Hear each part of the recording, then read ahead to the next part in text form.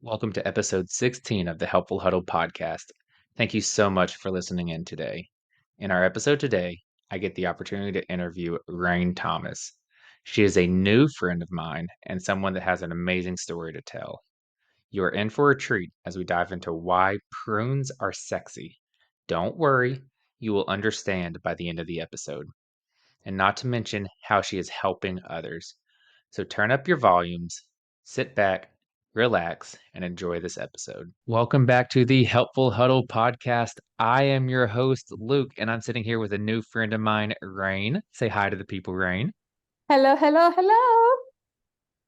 It's so awesome to meet you. Quick backstory of how we met because it happened 4 minutes ago. Um, we connected on a website called Podcast Guests and emailed back and forth, and now we officially met. And that's the whole story. That's what he says. We've been friends for a long time. He just doesn't know it yet. Oh, we're about to be, though. I can tell already. Um, but Rain, I want to say thank you for joining me today for this interview. I'm super excited to hear your story because I know it's going to be a good one. Okay, it's a story. I love it, and I'm ready to dive right in. How about you? Let's go, Luke. Let's do it. So I always like to start these interview questions broad. I just want to learn more about you. I want to learn about your story. I want anything that you're willing to tell me from childhood to now. How did you get to this point? Are you talking about this point as a person that is still fairly sane, or a person who's a musician, or just all of Ooh, it? all of it. I want all of it.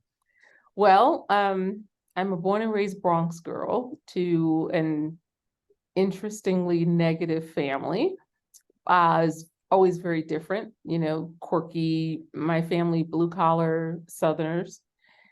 I've always wanted to sing, but I knew that wasn't going to happen in the blue collar Southerners get a job, go to school life.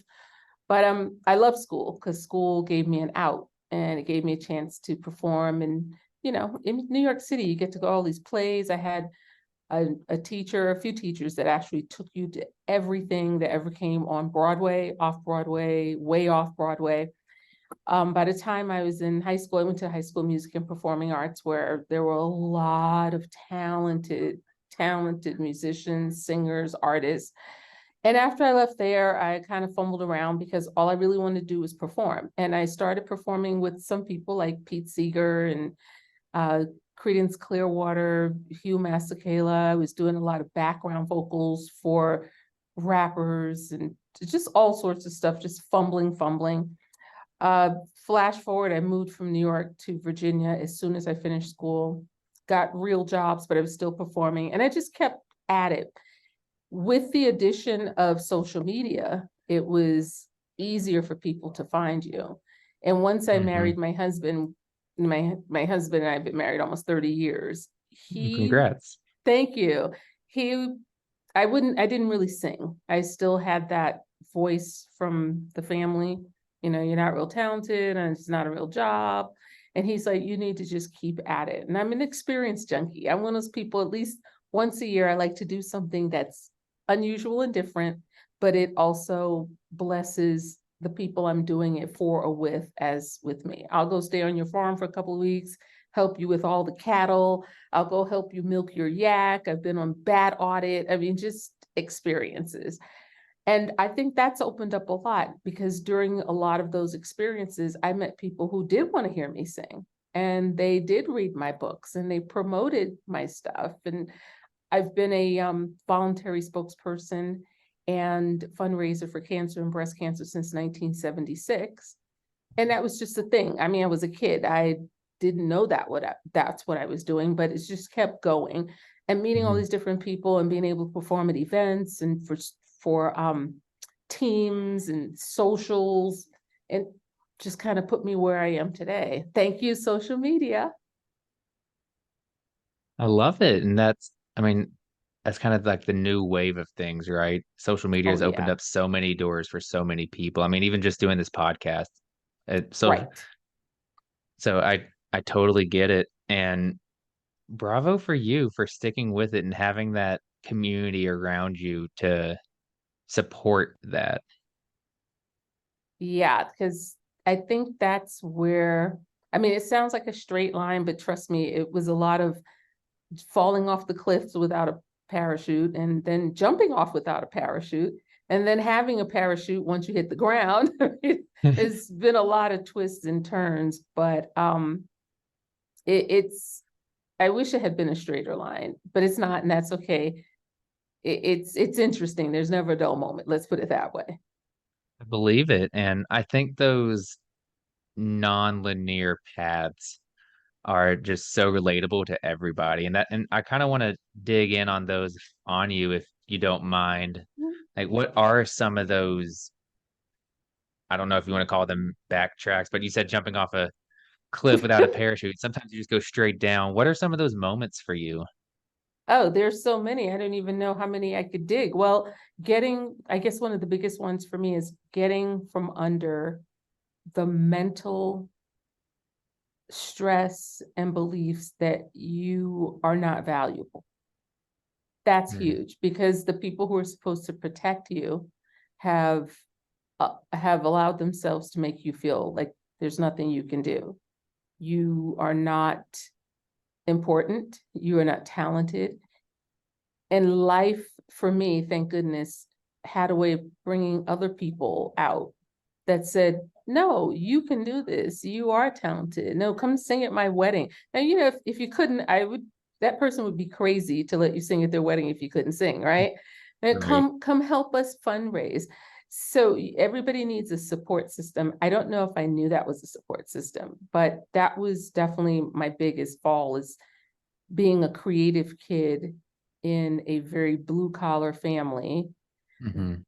that had very different ideas because they were from the South and I was born and Hmm. raised in New York City. I didn't see the things the way they saw them. I understood because I spent summers in the South.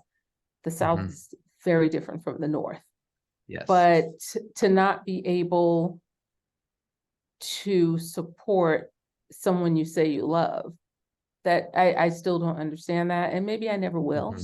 And maybe I'm not supposed to. But that's one of the biggest. I think for me, every time I wanted to do something, I just couldn't quite get there because the voice in the back is like, why are you even giving this a shot? They've told you you're not pretty, you're not smart, which is funny because I've always been a straight A student. I graduated in the top 1% of my college. I mean, Wow. but you still hear it. It's that syndrome where they tell you you feel fat, and no matter what happens in front of the mirror, you always feel fat. Hmm. And so it's kind of that's definitely a lot of falling off and self-sabotaging because Hmm. of those voices. For sure. And I just want to backtrack a little bit because I can relate to your story kind of in the opposite way of I was born and raised in Alabama, like deep South. And as soon as I graduated from college, I actually moved to New York City. And so it was the reversal, but like eye-opening, things are different.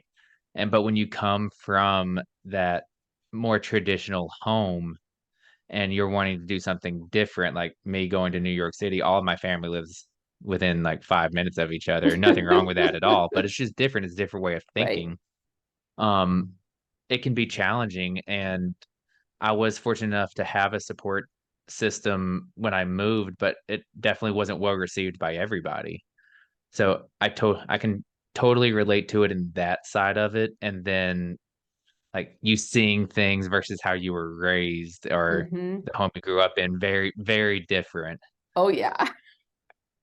Oh Um, yeah.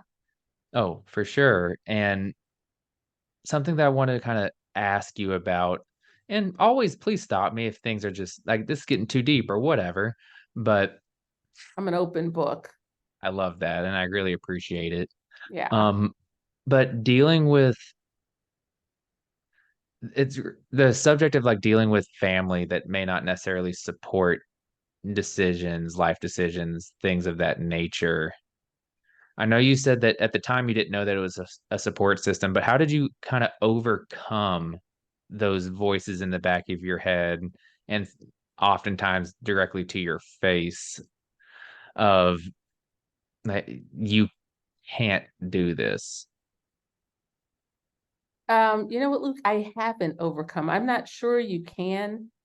I know people say, oh, you go get therapy or get a support system, whatever. Everybody has their theory, right? And, Hmm. you get therapy and the voices go away. But I don't believe that's true because sometimes I hear a song and a memory will come that I hadn't thought of in 30 years. Hmm. No matter how much therapy or help or support system you have, that memory to you is real. Hmm. But thanks to my husband allowing me to be the person that he thought I was, that they didn't, I've been soul searching for the last 15 years and taking a step back and saying, okay, how much of this is real and how much of this is an opinion of someone else? Hmm. And I think because I'm so open and I am transparent as a person, and I do like experiences, and I'm my own best friend, but I'm also my own worst enemy, Hmm. just exploring both sides of that coin and knowing that you have someone there who believes more than anything in the world that you have what it takes, that that's a game changer.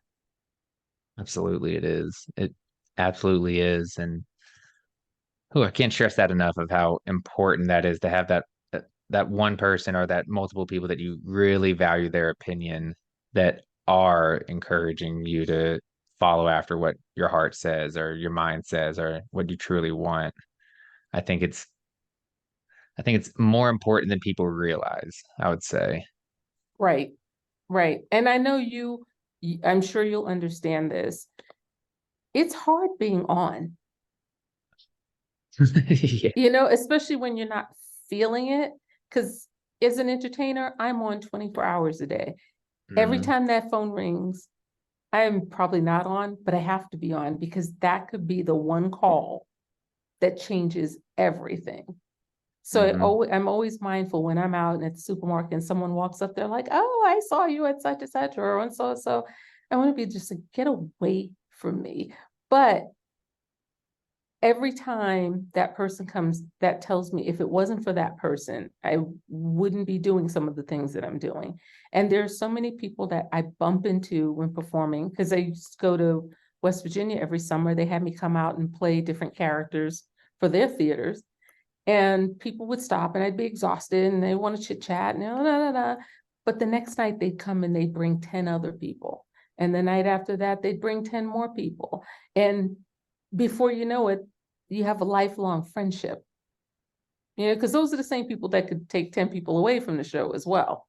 I Mhm. bumped into her and she wasn't really nice, and we're never going back. And being from Alabama and living in North Carolina, all you need is Yeah. one person to say, don't go see them. Yeah. Yep. I say I completely agree, and it reminds me of my athletic past where the coaches would always say, and it still resonates with me now because it's still so true, but you never know who's watching. Never. And yeah, and in the sense of like when it was first told to me, it was more of like you never know when a scout is watching you. But as you grow up, you start realizing like it's in everything. You never know who's watching. You never know Mm-hmm. if your work is your manager watching you, is a Mm-hmm. child watching you that that you might be an influence on. There's so many Mm-hmm. different things that it's so true. So, and it's hard though to always be on. It's probably the hardest thing because that's the what you're putting out isn't necessarily how you feel. Right. Which is why we can understand all of those stories, right? And people, Hmm. saying, oh, so and so just committed suicide. Why didn't they go to their friend? It's not quite like that. That's the Exactly. perception. And that's where it gets dangerous. For sure. No, it absolutely does. And it's always something that's so much deeper Mhm. than it's just so much deeper. It's not black and white in this case. Right. Right. I couldn't agree more. And I think that's a beautiful part of your story is that it can't just be told in black and white. It's got to be told in color. And And and I want patterns. to, oh, yes. And I want to get to different parts of your story because you have there's so many layers. And I'm sure there's more stories behind it, but you're an author. you're a performer. You started your own business, and I believe it's called Prunes Are Sexy. And I think there's all stories behind all of these things that I want to hear. So that I want to start off first with prunes are sexy. T- Tell me about that. Well, growing up, I wasn't allowed to eat candy. And most kids in that day and age, the stuff, you didn't have as much disposable income. I think you had Mhm. no income growing up in families. So we made everything from scratch. So running out to the store and buying a bunch of junk was not even going to happen. And my dad used to say, "You, all those people you see with raggedy teeth, that's because they ate a lot of candy." Okay, I'm convinced. So I could eat fruit. And I liked raisins, but they were too small. So I would just mush them together. But prunes were like a giant raisin. They were like, juicy and sweet. And I've Mhm. loved them since I was a kid. And people have always made fun of me. And, even old people were like, ugh, I don't eat those. So I don't know, maybe about 20 years ago, I said, I was talking to someone and for the millionth time, and I said, oh, I said, like, I love prunes. They were like, ooh, prunes. And I came home and told my husband, I said, you know what? I'm sick of people disrespecting the prune. I said, I am going to make the prune sexy. And my husband, who has heard every bizarre idea I've ever had, he's like, you should, baby. And off to the runnings I went. I started, I went to Fiverr and got someone who drew a prune. I said, I need a cartoon prune that I can use and maybe alter. And so I started prunes making you run for breast cancer and prunes making Wow. you run for wellness.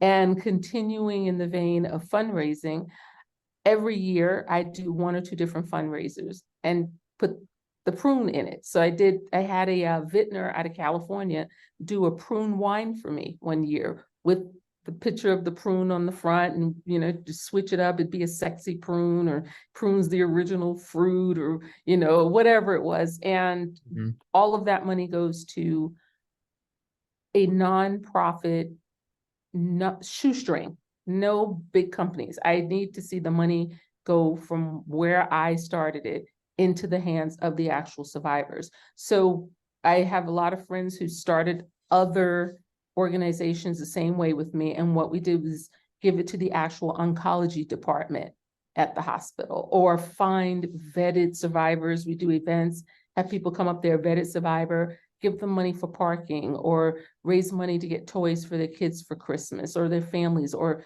with a lot of survivors, a lot of them don't make it past 30. And Mm. so they leave a husband and children, and we take that money and send it to them and Mm. in remembrance or a stuffed animal or whatever. But the money goes from the fundraiser straight to whatever the fund is, so that the people who are funding can see this is how it works. I have the same people funding, adding on over and over and over for like the last 30 years. And that's what we're supposed to do. I believe we're supposed to take care of each other. And the prune just makes them remember to take care of yourself. It's wellness. It's a fruit that's a metaphor for people. We like to judge things from the outside when all the goodness is on the inside. And we seem to miss that because we are sitting around judging. I think you hit the nail on the head, and I love that backstory of it, it just makes me wonder, like, not just so much the prune, but you have your hand. It feels like you have, or sounds like you have your hands in just like so many different pots. Like what all falls under the prunes are sexy?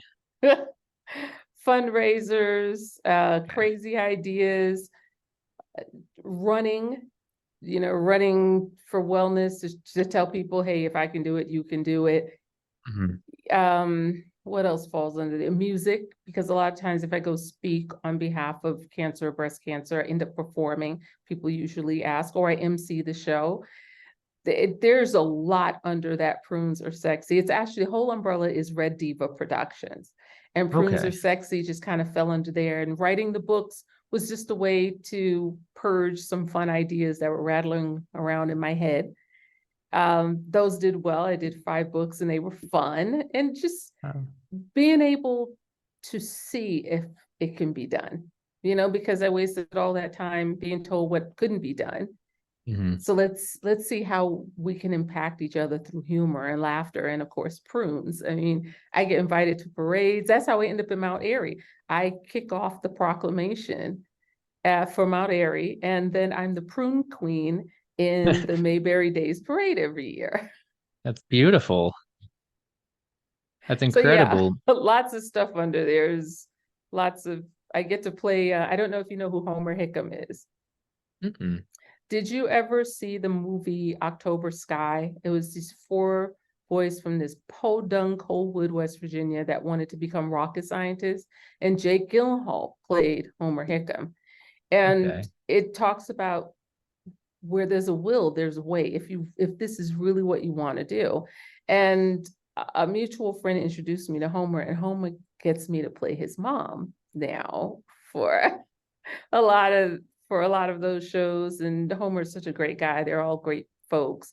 And even I played in the Hatfields and McCoys in West Virginia. I mean, now there's a show that has no color in it, and nor should it, because it's a hillbilly fight, Hmm. right? It's been going on for forever. And my friend Scott Hill, who you should definitely interview, he's an interesting dude. Yeah. Yeah, I call him Whoosh because those are his initials, WSH, but it's Scott Hill. And he has, if there's somebody who has more stories, that would be him. He's an interesting guy, and his son is a mascot for the Capitals. He's wanted to be a mascot since he was a little kid. And there's a story of, this is what I want to do. I want to be a mascot. I want to be a mascot. Then it happened. Speak it into existence, just like we talked about off Absolutely. camera. Yeah. Yeah. So all of that falls under, and people collecting. That's one of my Mhm. favorite things. I'm curious. Who are you? I mean, if I see somebody driving, like I mean, I live in Vegas. I see people driving fancy cars all the time, but I'll stop people and Mhm. say, what do you do? Because what do you do that you can drive a $500,000 car? You can Right. drive a Rolls Royce, you can drive a Bugatti, you can drive a Bentley. One of my favorite Bentley people in the world is about 8 houses down from us, and he's our plumber, and his wife is a nurse. Oh. But he made some incredible investments over the years, Hmm. and that he's that guy. So it just tells you that the playing field is out there, because I've stopped some people and they're like, oh yeah, I'm an exotic dancer. I'm like, okay, well, I won't be making any money that way, because I don't think that's what people are coming to see. And someone who was like, well, I'm a neuroscientist. Okay, I definitely am not going to be doing that. But when you get someone who's like, yeah, I filed bankruptcy 4 times before it fell into place, because they believed in what so deeply and passionately, it just tells me there's a place there for me. Think that's amazing. And I've never heard what phrase do you use? People collecting. People collecting. I've never heard that before. Yeah, I'm a people collector. One friend named me an experience junkie about 20 years ago. And one of my other friends, she named me a people collector about 25 years ago. She says, everywhere you go, you just collect people and you become friends and you're curious, and all of a sudden you have friends all over the world. And that is what I like to do. I'm not someone who likes to talk to someone once or twice and then just move on. I'm curious, who are you? Now, if there's no substance there, I'm not interested, of course, but there's so many people doing so many things. And a lot of times those people can tighten your circle. You just don't know it yet. Mhm. There's something there, and it could be 15, 20 years. I've had people call me that I've only met once, maybe 10 years go by. They're like, I know you don't know me, but I happened to stumble across you at this conference. And I'm thinking, man, that conference is like 12 years ago. They're like, we're having a production in our hometown of blah, blah, blah. We'd love to have you if you would be interested. I get on the phone and call that person. Let's talk. Let's talk about, you found me. Why? Like, let's just create a relationship. So I believe in long-term relationships, especially when you're talking about repeat work. There are people with long-term relationships, they'll put you in the position that you're trying to go in, but you may not know it at that time. Yeah, I think I've never, like I said, I've never heard that phrase, but I think everything you're saying is so true. And it's just, yeah, the people collecting side of it that can become the glue and kind of pull all these many strings of your life, and Mm-hmm. there with the missing piece. Like Right, everything you're saying is so accurate. right. Um, and I want to back up just a little bit because we dove really far into like prunes are sexy, and you're so well accomplished now. And I do want to ask you, like, because I know you said you're a college graduate. Mhm. When it comes to what you're doing now versus the education and the training that you got to do that, what was that piece like? Like, I guess, what was your degree in? And then did you have training to get to where you are now? I mean, like everybody else in the South, I grew up in the church singing. You know, that's singing. And of course, my dad was a street hustler. I mean, he had a real job, but he was a street hustler. And so since I was a little kid, he'd just take me to juke joints and all these places with all, you know, the best of the best and the worst of the worst. And I just kind of sit there and hang out while he did whatever he was doing. So that's like that street training. And then I loved school again because I'm curious. I loved school. I loved my teachers. I loved learning about people in other places. Of course, there was no social media. So reading was my social media. People were living in places and speaking different languages and playing different instruments and, you know, going out in the morning, doing things that I was definitely not doing, you know, living in New York City. That prepared me. And I went to school and became a great student just so I could get away from my family. Mm. That was instrumental for me. And I didn't even know how I was going to do it because all I wanted to do was be a performer. I wasn't interested in going to school, but I wasn't strong enough to make that leap because unlike now, if we had social media and I could see there was a whole world out there performing, after high school, I would have been in that world. But instead, I'm told if you don't have an education, you're never gonna, you know, make any money, you can't get a job, blah, blah, blah. So after going to college for quite some time, the dean called me in one day and said, look, you need to pick a major, two majors and a minor because you have all of these classes you've been taking and you need to graduate. So I got out with the human services, social science, and a minor in music. Gotcha. Oh, Yeah. thank you for sharing that. And I think you actually started touching on something that I think is super important.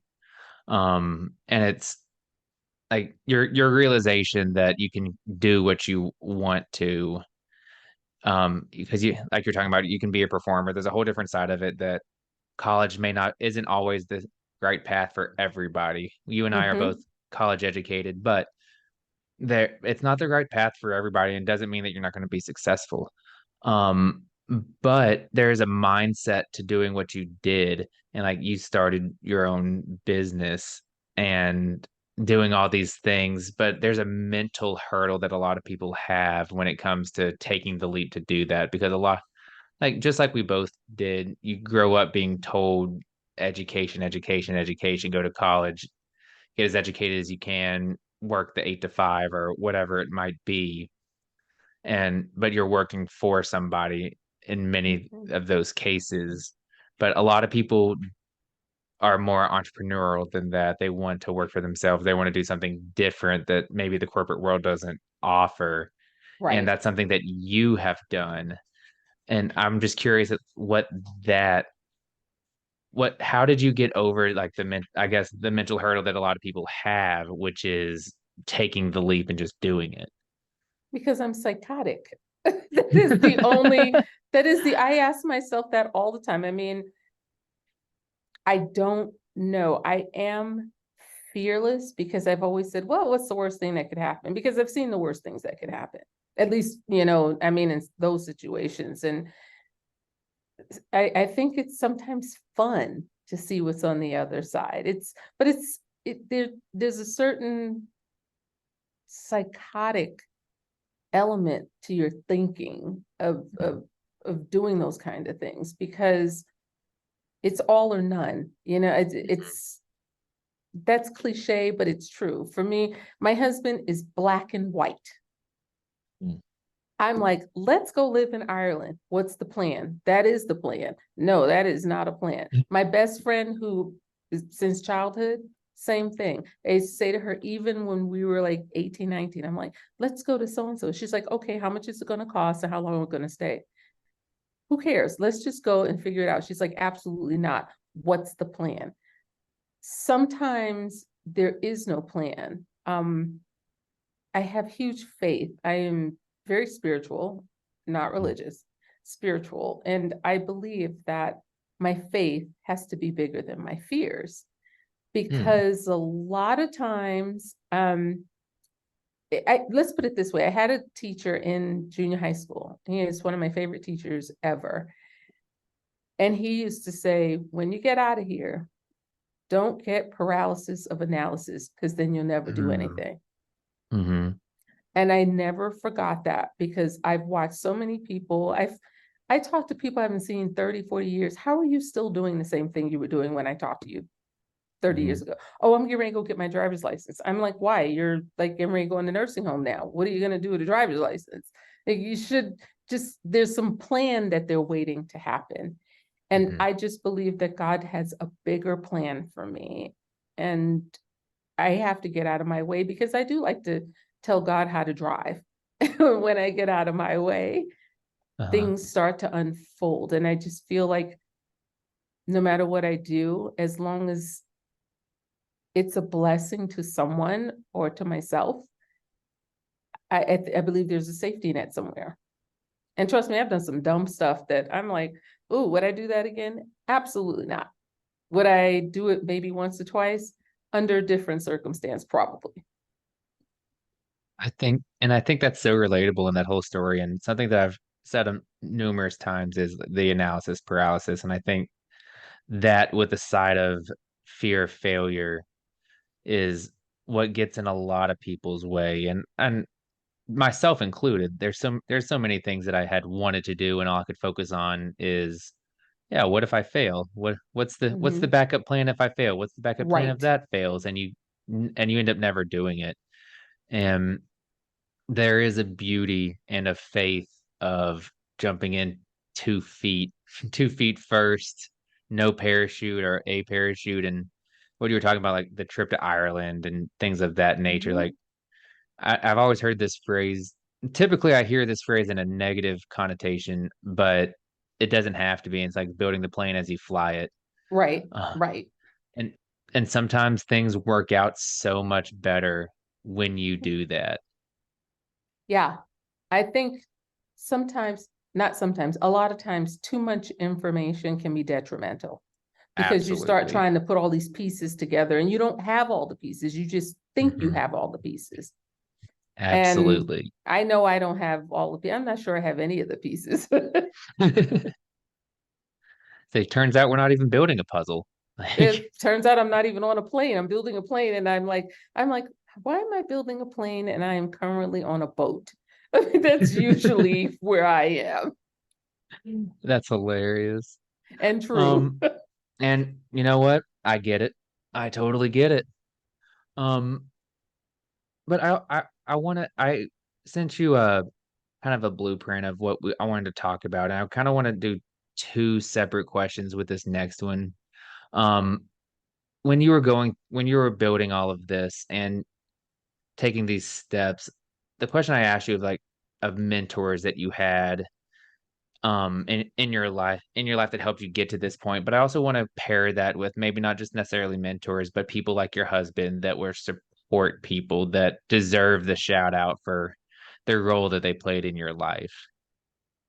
Yeah, well, we can put my best friend up there. She Perfect. that was that's been a safety net for a very long time. Hmm. She actually is the prototype for my husband. I mean, I guess God gave her to me so that I'd be ready when he came along, because they're like two peas in a pod. We are they're so identical they could be sister and brother. And I am the opposite of both. Wow. Everything, everything. They would rather be eaten alive by bees than to be caught thrifting or digging in the dumpster or eating leftovers that have been in the fridge for a while.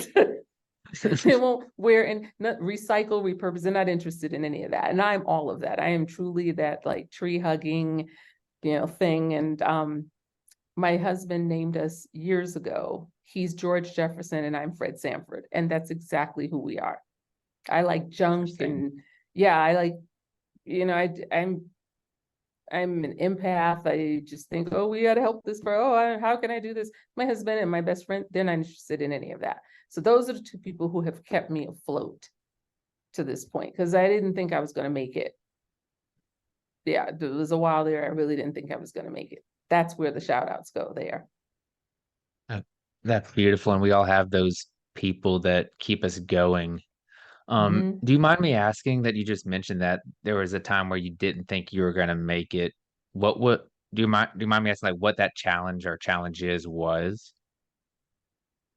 I guess it's just the voices, you never get rid of them. And I had been alone, and alone for me isn't a bad thing. I could find creative ways to fill my time, but I was just like, maybe I'm not valuable. Maybe I'm not supposed to be happy.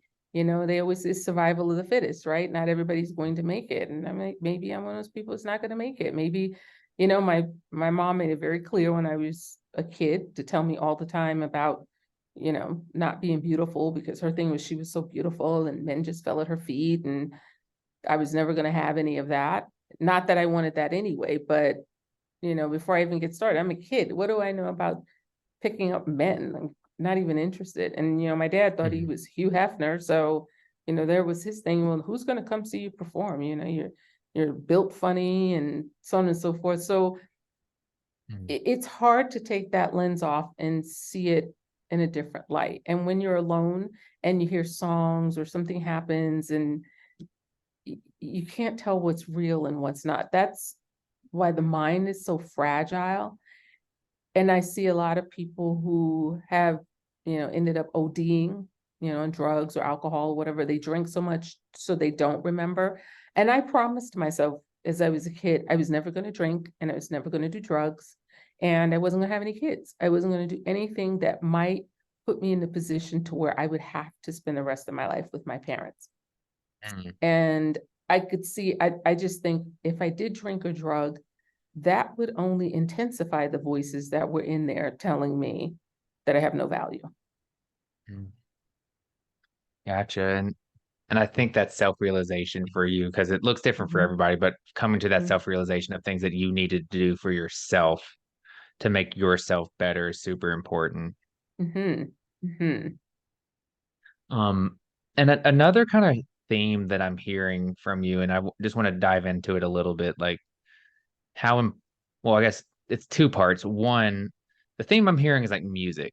Like you perform, you keep talking about how you might hear a song. Mhm. Is there a story like behind like why music is so important in your life? I'm a musician. That's what I do. And I think Of a lot of course. because of social media, people don't know that. They're like, oh, yeah, I know you write books or you were this or that. Like, no, I'm actually a musician. I am a blues singer. And that is where people call me to really shine. And so with Gotcha. music resonates like that. And when you are someone who's an empath and a tree hugger and you care about everybody, you hear songs. I'm gonna tell you this story. You're probably too young to know this song though. There's a song, it's called Seasons in the Sun. And the guy's Okay. like, we had joy, we had fun. And he's saying, goodbye, mama, it's hard to die. And when I was a kid, because that's when it came out, I thought, because I didn't know how the radio worked. I thought this person was singing to me to go find this kid that was dying, and that they needed the season's raisins, the one that come in the little box. I thought this person was singing that I needed to get these raisins to this little boy or he's going to die. And I remember thinking all the time, because it came on over and over. We only had like 10 songs that would come out every month back then, right? So you heard the same songs over and over. And I just Hmm. remember thinking, oh my God, he's going to die and I'm not going to be able to help him because I don't know where he is. And years later, actually about 15 years ago, I looked it up, the guy who sang it, and they were asking what was this song about, and he's like, "Oh, it wasn't about anything. It was just like random, wasn't anything." But that's who I was as a kid. I mean, how did I even Hmm. come up with that? I'm so mad at that guy. How dare you waste my energy? That's how I feel about like when when we would go over like books in uh high school. It's like The Great Gatsby and all the things like, oh, yellow meant this, red meant this meant that. It's like, are we sure? If we went and asked F. Scott Fitzgerald, what do these mean? And he's like, that's just the color that was on my desk that day. Yeah, It doesn't mean anything. that is it right there for sure. Yeah, take that lesson from me as just wasn't that serious. I think that's hilarious. And um, so I want to just confirm like what I'm hearing as far as like the importance of music in your life. I know you are a musician. It's obvious. And even that little bit that you were just singing right there, you have a beautiful voice. Thank Um, you. you're welcome. Um, was there anything in your childhood? Because I know you said that you've always been a more creative person. Is there anything in your childhood that made you like you were drawn to music because of this or because of some influence, or was it was just always a thing for you?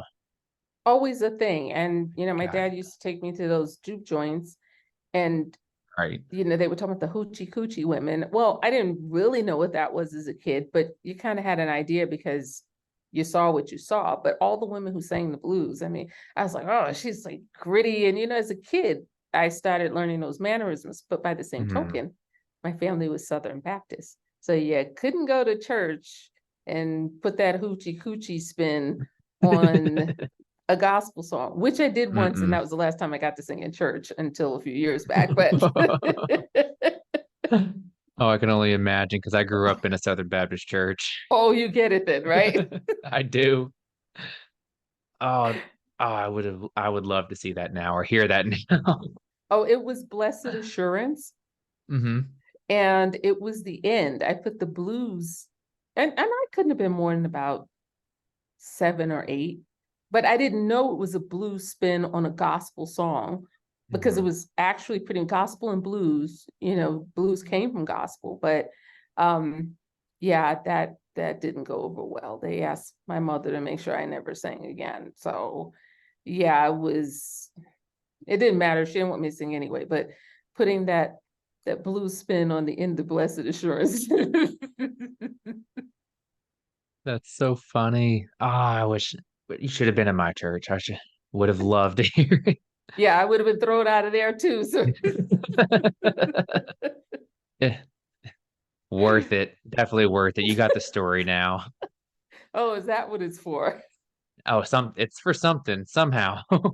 Well, when I hear Blessed Assurance now, which isn't very often, but I laugh about it when I hear it because um I'm sure in the Southern Baptist Church it probably still wouldn't go over very well, but I still think it works for the end of Blessed Assurance. I don't care. Oh, for sure. Yeah, it's one of my favorites, and just putting that saving my savior and putting that riff on the back, that it's a beautiful riff.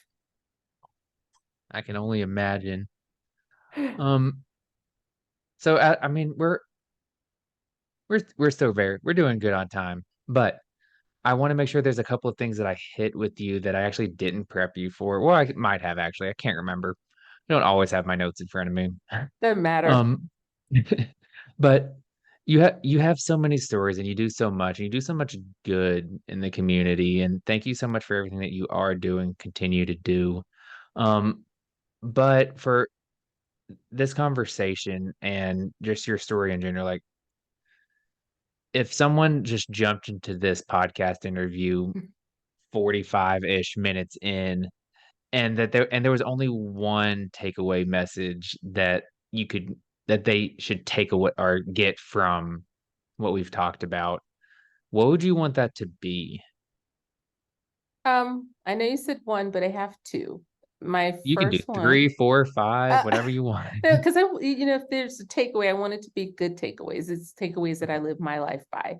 So the first one, obviously, prunes are sexy, Of and course. you know, um, it's a metaphor for people. We judge the outside when the goodness is on the inside, and a lot of times we miss that. We just kind of take a look at things, and we miss some great opportunities and great people because we're so busy judging. And because obviously I'm in the cancer arena a lot and I am a survivor now, Mhm. I always tell people the worst form of cancer is cancer of the mind. And that's a takeaway, because a lot of times, we're in our own way, and we put the cancer in our own head. It takes away all of our great ideas.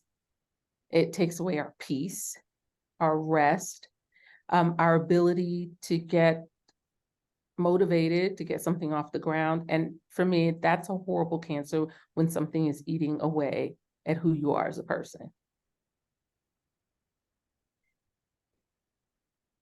Sorry, I take notes during this. That's okay. This So, is casual. so absolutely is.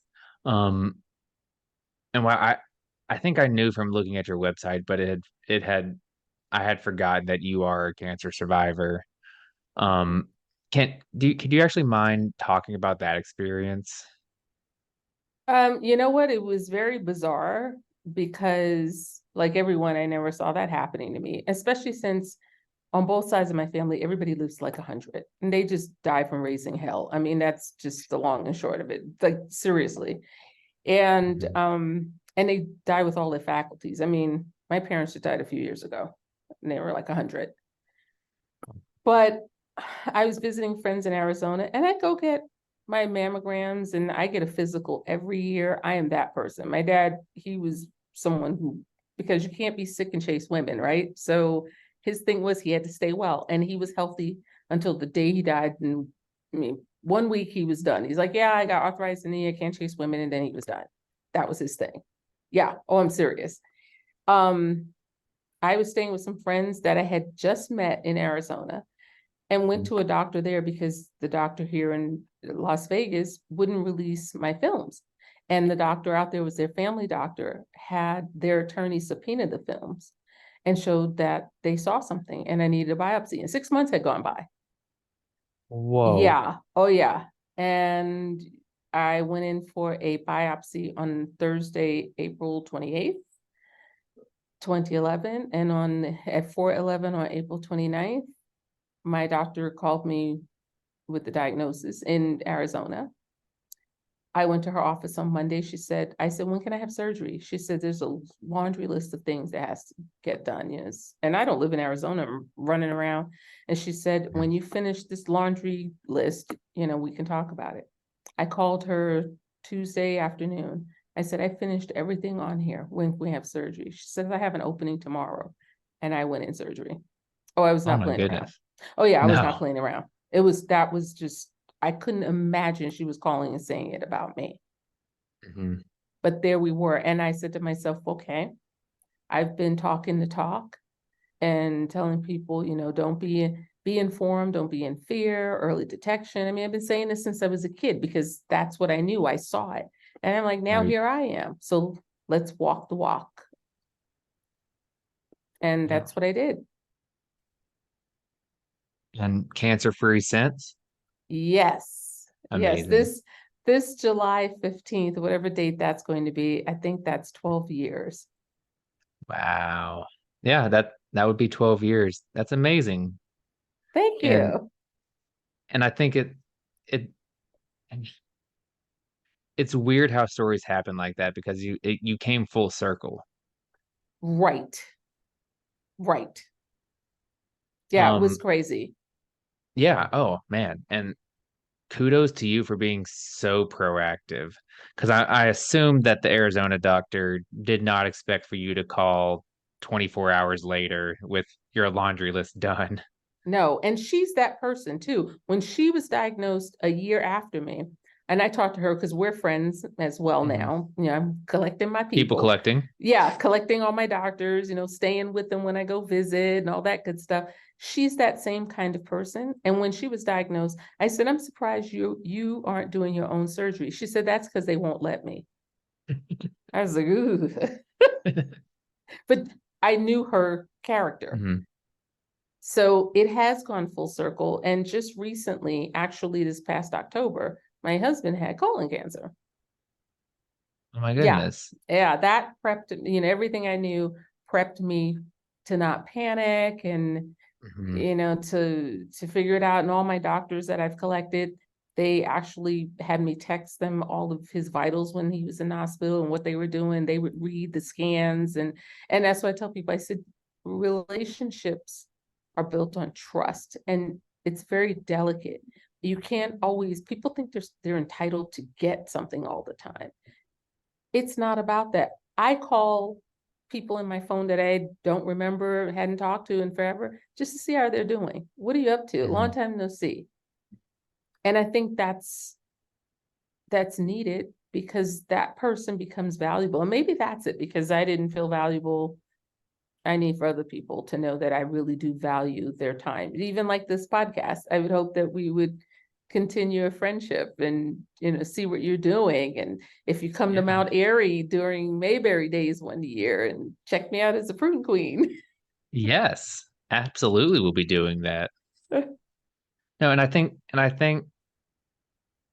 just what you're doing is so beautiful, and you can see kind of the spider web of events that get you from one spot to another, and like why things happen. Like I'm sure at the time, at least in the moment, you didn't think, ah, I have cancer. This is a gift. Yeah. And I'm No. yeah, but 12 years later or 11 years later, whatever the exact timing was when your husband gets cancer, that maybe it still wasn't necessarily a gift, but that experience prepped you for what Mhm. he was going to go through to helped you better support him. Mhm. I believe that. And no, for sure. And I think it's incredible to see when you look back at your life and everything that you've done, not just you, but anybody. Like you can see how all those roads and all those experiences led to one another and led to where you are now. If you say so, Luke. Well, that's my experience then, but at least in If you that say experience so. for you, you can see that. Yeah, I'll take that one. I don't know about the rest. And the rest of them, I look back sometime like, oh, I don't know what was going on. Well, maybe it'll be answered in a later part of your journey. Maybe. The one thing I do know is that, no matter, I guess this is another really good takeaway. Mhm. No matter where you go, there you are.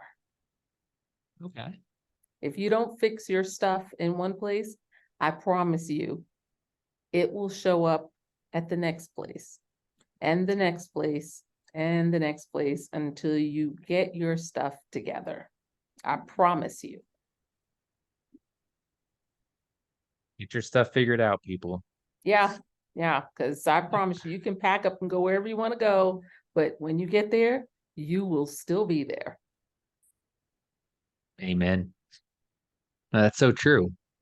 Um, so as we are unfortunately getting to the end of our podcast or our interview, I do always like to kind of put a bow on it in a certain way, but for you, I want to make sure that multiple things are covered. So how I always like to wrap up is I give you the opportunity to quote unquote market yourself. Like if people want to continue to have continue this conversation with you, if they want to follow your journey, if they want to go see it for you, if they want to go see you perform. Um, and what I also want to add is like if they want to support what you're doing with your charities, like how can they do all of these things?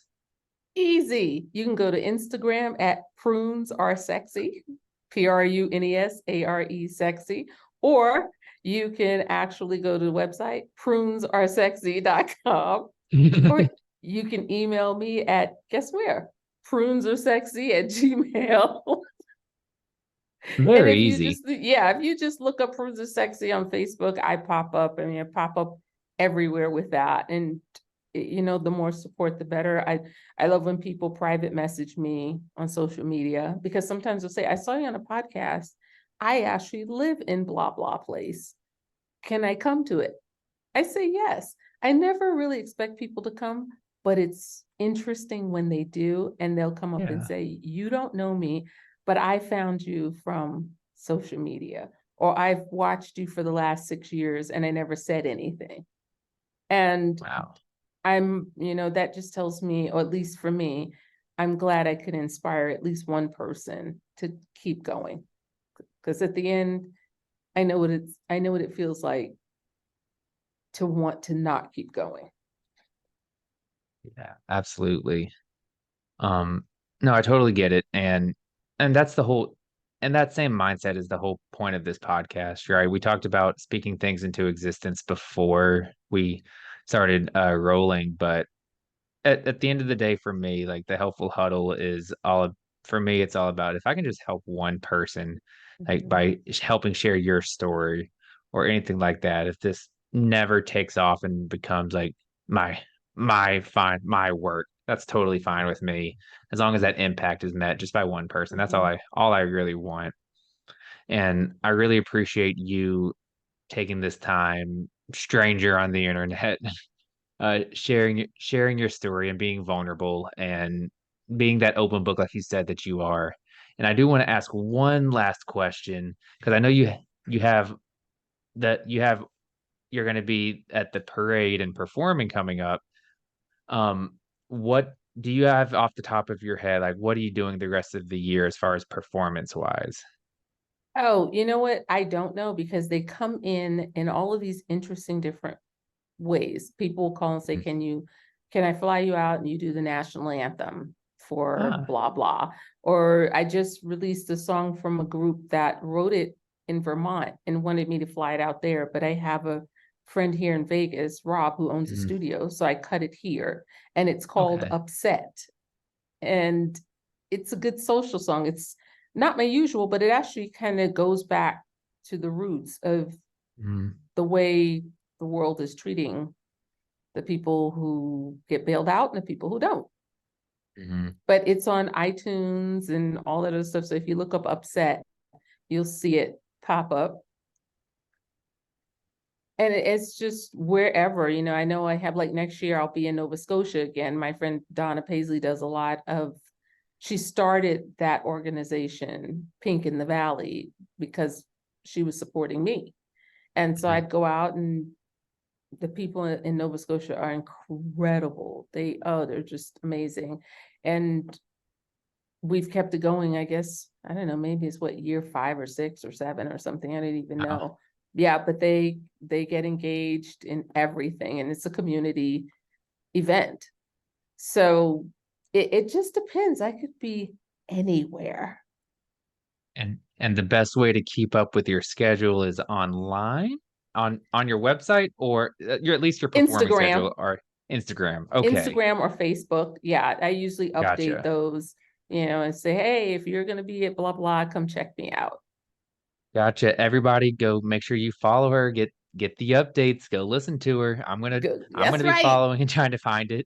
Go to Amazon and get my books. They're super fun and they're super funny Yeah. and they have funny titles. So go to Amazon and order some books too. And are your books found under Prince or Sexy as well, or are they going to be No, found they're under more under like your Rhayne name, Thomas. Yeah, they're under Rhayne Rhayne Thomas. Thomas? We didn't even touch about what all your books were about. We just know that you authored Fun. five. Fun. They're just fun. They're just fun. Like I'm 40, I'm feisty, and there's a gray hair in my what? And other surprises after age 25, and Thong in the Wind, releasing your inhibitions. But they're all fun and they're real life. They're true stories about just how to win and purge those voices and the things you were talking about, how to get out of here and get out there. It's beautiful. And I think that's a perfect wrap up on a positive note, just like that. And everyone go check out the books, go on Amazon. If you don't know, I will put links to everything in the description. I'll put your Instagram and all your handles underneath you for anyone that might be watching on YouTube. But click on the links. They're all going to be hyperlinked. Check it out. But Rhayne, thank you again so much for again taking the time to do this and share your story and again be vulnerable. I really do appreciate it. The pleasure and honor was truly all mine. I don't know about all that, It but is, thank trust you. me. And until next time, we do wave bye to the people. Thank you for listening.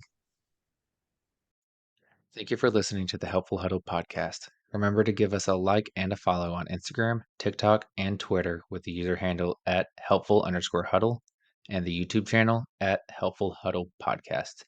You are also able to listen to us on both Spotify and Apple Podcast. The links are also found in the description below. Please reach out with your questions on topics that you would like to learn about in the future.